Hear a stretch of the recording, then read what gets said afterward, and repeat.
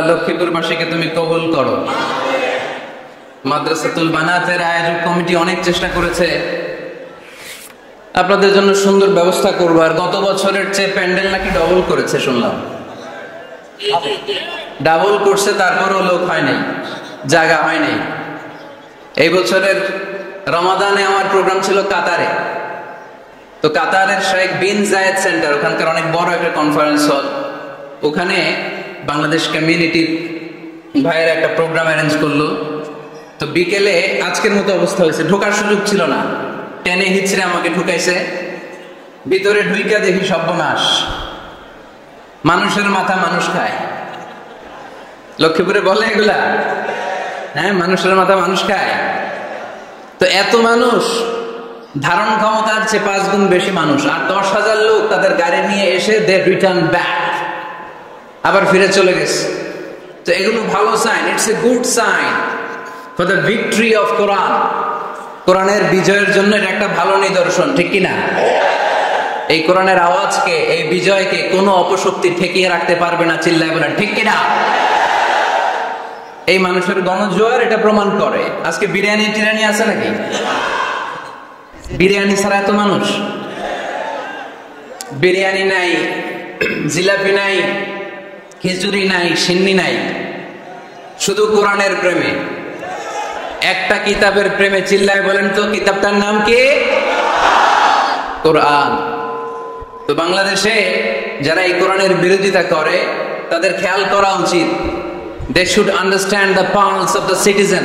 জনগণের পালস বোঝা উচিত, যে জনগণ কি চায়, জনগণ কোনটাকে পছন্দ করে, জনগণ কোন দিকে ঝুঁকছে, এটা খেয়াল রাখার দরকার আছে না নেই? আজকের এই লক্ষ্মীপুরের বিশাল মহাসমাবেশ প্রমাণ করে কোরআনের এই ভিক্টরিকে, এই বিজয়কে কেউ থামাতে পারবে। আমরা কোরআনের সাথে থাকতে চাই, আমরা কোরআনকে বন্ধু বানাতে চাই। আমরা দুনিয়াতে যদি কোরআনকে বন্ধু বানাই, আমাদের কবরেও কোরআনকে বন্ধু বানায় দিবে কে? আল্লাহ তুমি আজকের মাহফিলকে কবুল করো। যে ভাইয়েরা, যুবক ভাইয়েরা কষ্ট করে দাঁড়িয়ে দাঁড়িয়ে ধাক্কাধাক্কি করে এই গরমের মধ্যে কথা শুনছে, আল্লাহ তাদেরকে তুমি সাইয়েদনা হামজার সাথে হাসর নসিব করে দাও। যে সমস্ত বোনেরা বিভিন্ন জায়গায় গাদাগাদি করে একসাথে বসে আজকের তাফসীর মাহফিল শুনছে, তাদেরকে তুমি ইসলামের জন্য কবুল করো। ঐতিহ্যবাহী মাদ্রাসাতুল বানাত আল ইসলামিয়া ফাজিল ডিগ্রি বিরাহিমপুর বানাত এতিমখানার উদ্যোগে আজকের এই বিশাল তাফসীরুল কোরআনের মাহফিল। আজকের এই প্রোগ্রামে কথা বলেছেন হাফেজ মাওলানা মোহাম্মদ হাবিবুর রহমান যুক্তিবাদী সাহেব, কথা বলেছেন হযরত মাওলানা নজরুল ইসলাম আশরাফি সাহেব। আসরের সালাতের পর থেকে আরো অনেক ওলামায়ে হযরত এখানে কথা বলেছেন। যারাই কোরআন থেকে কথা বলেছেন, নিঃসন্দেহে সত্য কথা বলেছেন, হক কথা বলেছেন। এই কথাগুলো যেন আমরা আমাদের জীবনে পালন করতে পারি, আল্লাহ তুমি তৌফিক দান করো। যেহেতু গ্যাদারিং খুব বেশি, আলোচনা হবে অল্প।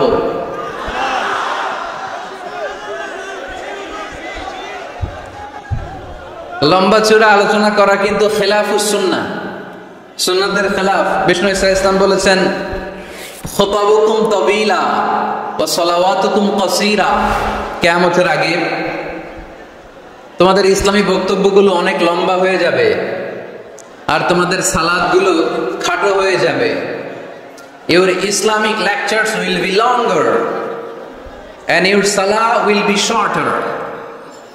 লেকচার হয়ে যাবে লম্বা, আর সালাত হয়ে যাবে ছোট বা খাটো। এই আলামতটা সমাজে আছে না নাই? এখন লম্বা চূড়া বক্তব্য হয়, ওয়াজ শুনতে মানুষের ভালো লাগে, কিন্তু নামাজ ভালো লাগে না, আছে না নাই?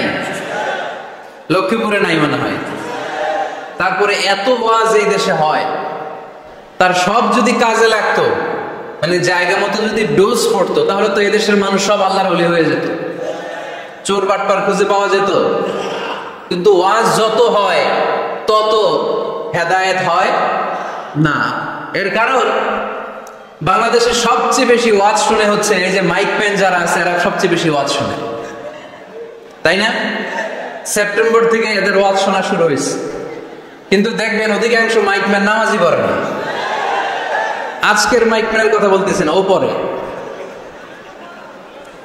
আজকে যেটা আসছে ওইটা পরে, কিন্তু বেশিরভাগ মাইকম্যান কি করে না, পড়ে না নামাজ।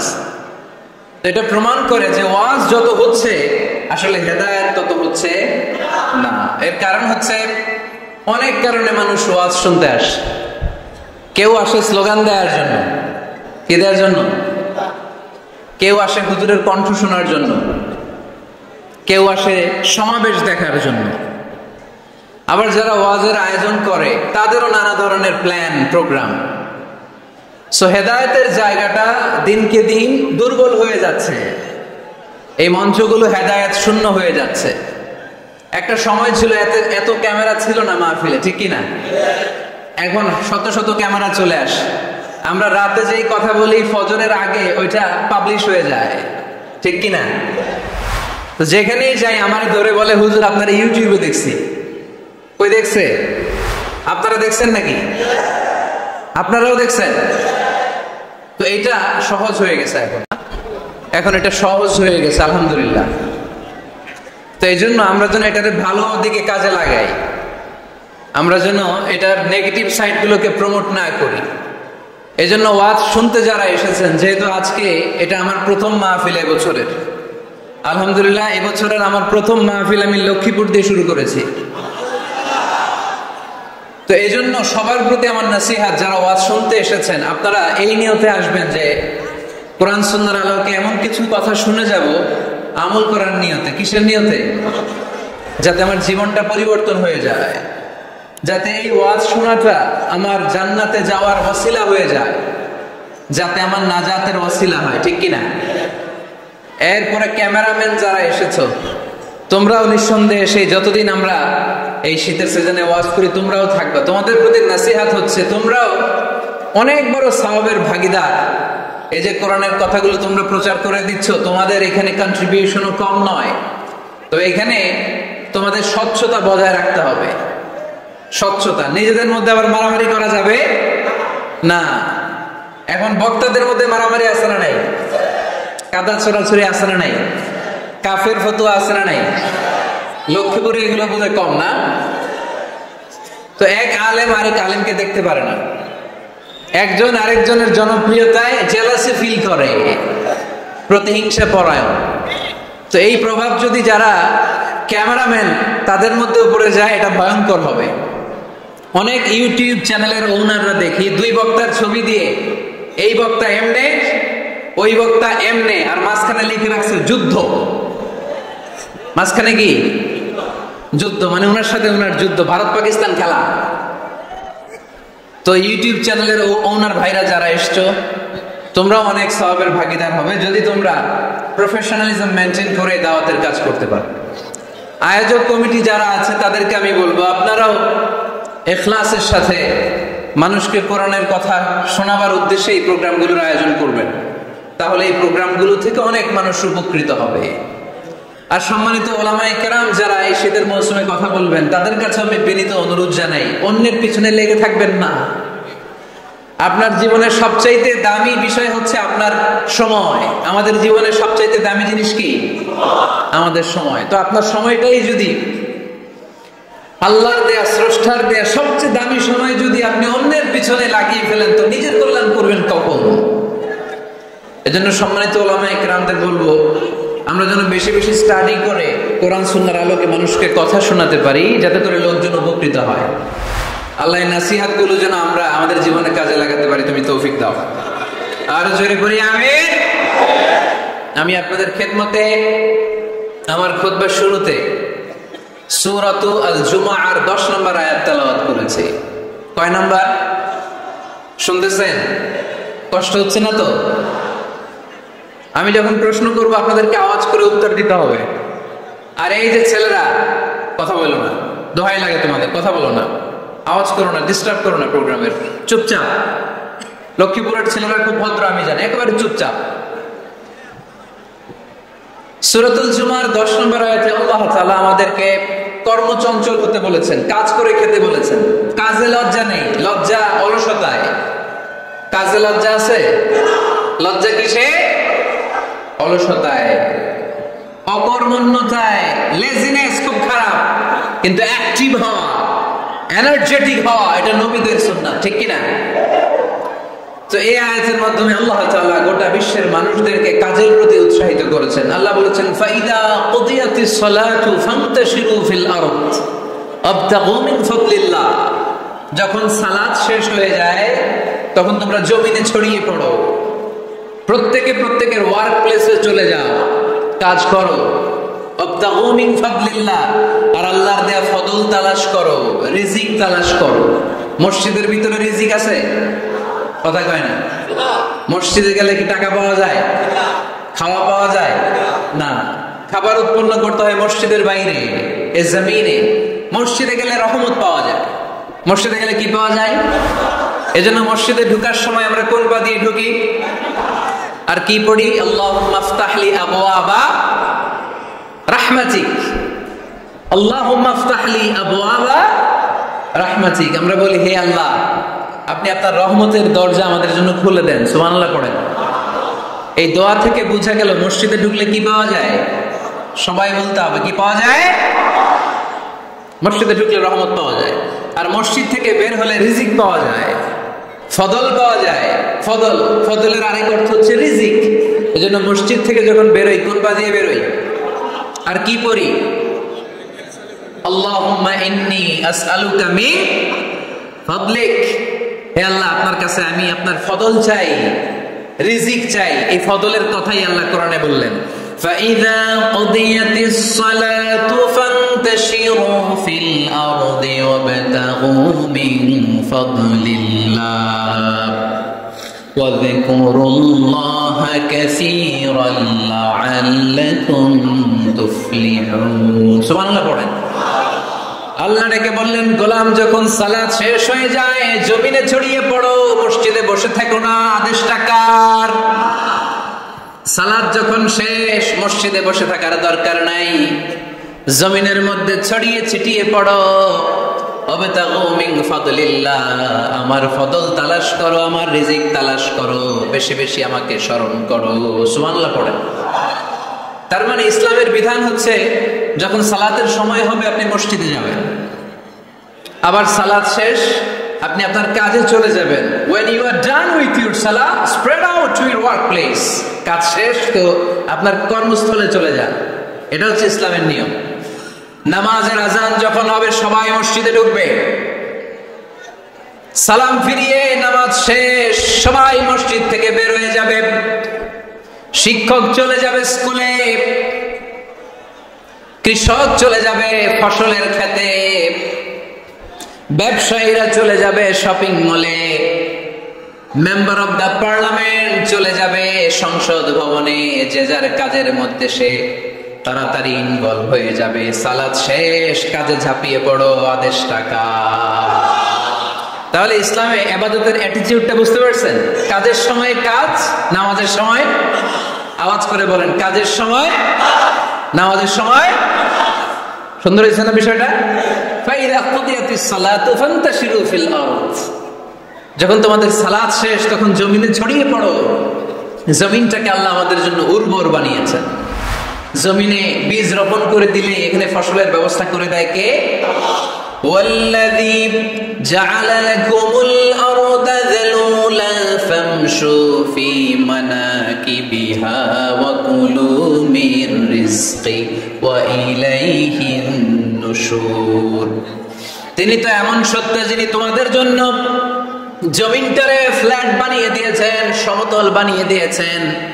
এই জমিনের অলিতে গলিতে, বনে বাদারে, রাস্তায়, সাগরে, পাতালে, পাহাড়ে, বিভিন্ন জায়গায় তোমরা ঘুরে বেড়াও। সেখানে যে আমি আল্লাহর রিজিক তালাশ করো। সুবহানাল্লাহ। এই জমিনটাকে আল্লাহ সাহালাতুল মাসালিক, চলার জন্য সহজ বানিয়ে দিয়েছেন, ফ্ল্যাট। বিমান থেকে এটা খুব সুন্দর দেখা যায়, জমিনটা খুব ফ্ল্যাট দেখা যায়, সমতল। এই সমতল হওয়ার কারণে এখানে চাষাবাদের সুযোগ সুবিধা করে দিয়েছে কে? তাহলে বোঝা গেল এই জমিনটা সমতল এবং উর্বর, ভেরি ফার্টাইল ল্যান্ড। আমাদের সালাত শেষ আমরা কাজে চলে যাব, আবার আজান হলে মসজিদে ঢুকে যাবে। এটাই হচ্ছে ইসলামের নিয়ম। সাইয়েদনা ওমর ফারুক যখন মসজিদে নববীর ইমাম, তিনি ইয়ামান দেশের কিছু লোকদের সাথে সাক্ষাৎ করলেন। কোন দেশের? ইয়ামান, যুদ্ধ বিধ্বস্ত একটা দেশ এখন। প্রাচীন নগরী হাদ্রামাউত, বা'লাবাক, এই ইয়ামান দেশের কিছু লোকের সাথে তিনি সাক্ষাৎ করলেন। তারা গোল হয়ে বসে থাকে, নামাজের পরে যায় না, বসে বসে সুবহানাল্লাহ পড়ে, আলহামদুলিল্লাহ করে জিকির করে। ওমর ফারুক ভাবলেন দেখি পরের ওয়াক্তে কি হয়। উনি আসরের নামাজে ইমামতি করতে আসলেন, এসে দেখলেন ইয়ামানের লোকেরা মসজিদের বারান্দায় আশেপাশে বসে আছে, সবাই যায়, এরা যায় না। মাগরিবের সালাতে উনি ইমামতি করতে আসলেন, ওমর ফারুক নামাজ শেষ করে দেখলেন সবাই চলে যায়, কিন্তু ইয়ামানের লোকগুলো যায় না।